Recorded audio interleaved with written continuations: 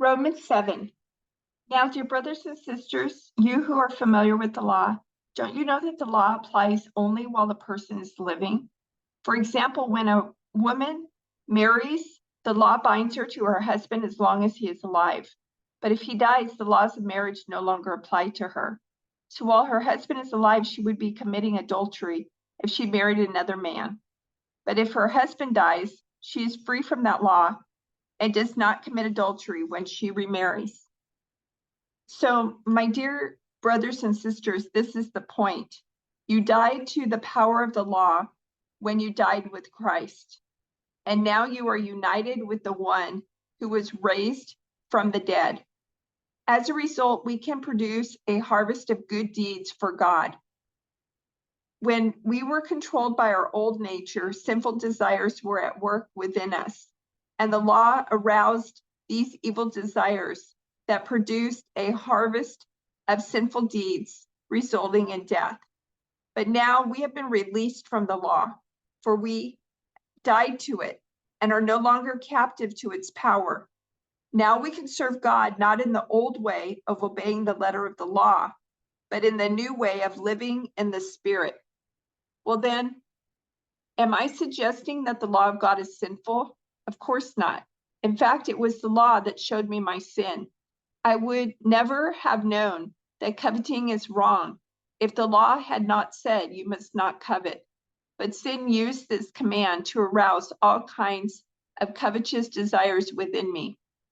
If there were no law, sin would not have that power. At one time, I lived without understanding the law, but when I learned the command not to covet, for instance, the power of sin came to life and I died. So I discovered that the law's commands, which were supposed to bring life, brought spiritual death instead. Sin took advantage of those commands and deceived me. It used the commands to kill me. But still, the law itself is holy and his commands are holy and right and good. But how can that be? Did the law, which is good, cause my death? Of course not.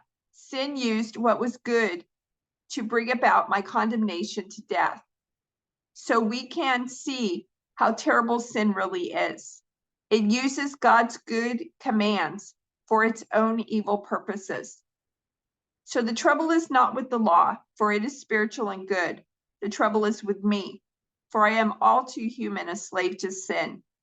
I don't really understand myself, for I want to do what is right, but I don't do it. Instead, I do what I hate.